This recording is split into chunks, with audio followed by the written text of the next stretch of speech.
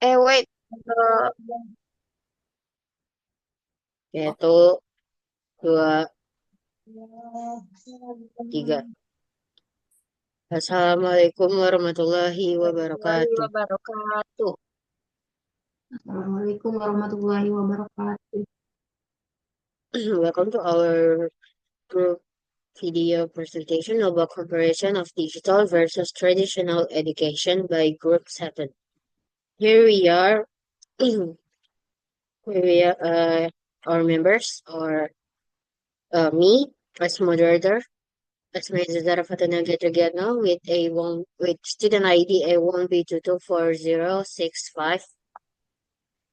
And I'm Alia Faraskalia with student ID A1B224053.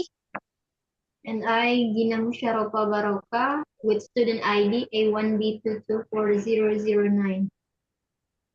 Okay, so for the first, I'll introduce to digital and traditional education.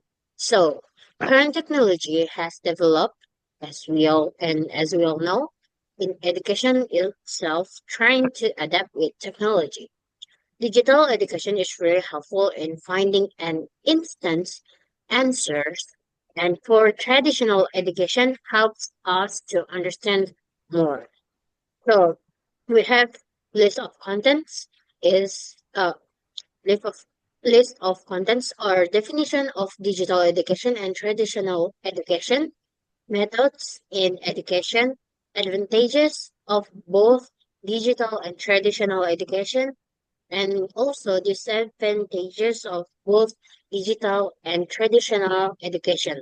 For the first material, definition of digital education and traditional education, and the first method will be explained by Alia. Alia, time's yours.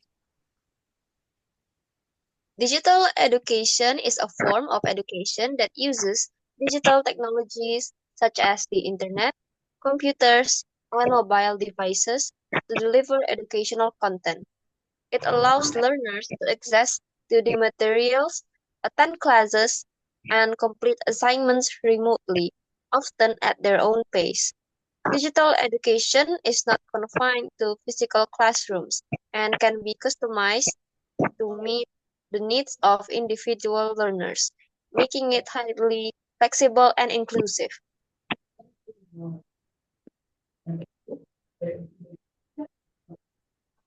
Traditional education refers to the conventional face-to-face method of learning in a classroom setting, where teachers and students interact in real time. It follows a structured curriculum where students are taught by teachers using textbooks, lectures, and hands-on activities. This method emphasizes class teacher guidance. It encourages social interaction, teamwork, and real-time discussions, fostering a sense of community among learners. The methods in digital education includes massive open online courses, platforms like Coursera, Udemy, and edX offer free and paid courses, virtual classrooms and webinars throughout Zoom, Google Meet, or Microsoft Teams. Learning management systems such as Google Classroom help organize coursework and communication. Gamified learning apps like Duolingo and Quizlet use gaming techniques to make learning fun. And lastly, ebooks and digital libraries.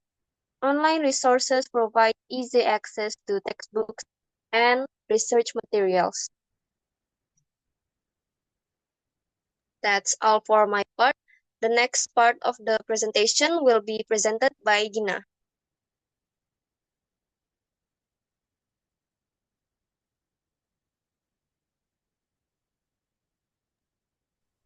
You now open mic.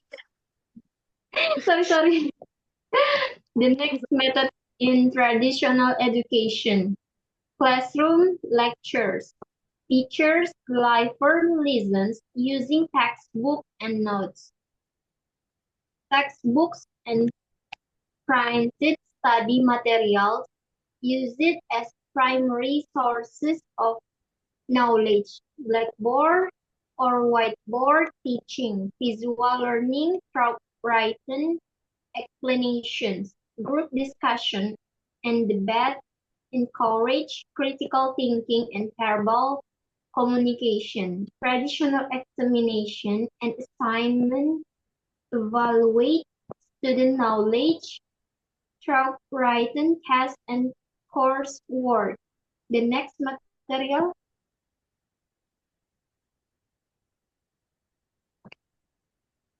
advantage of digital education, flexibility and convenience. Students can learn anytime, anywhere, allowing learners to balance education, work, and personal life more effectively. Self-paced learning enables students to study at their own speed, revisiting lessons when needed. Personalized learning experience, all driven platform adapt courses to learners' strengths and weaknesses. Engaging and interactive content uses video, animation, gamification, and virtual reality to make learning more dynamic.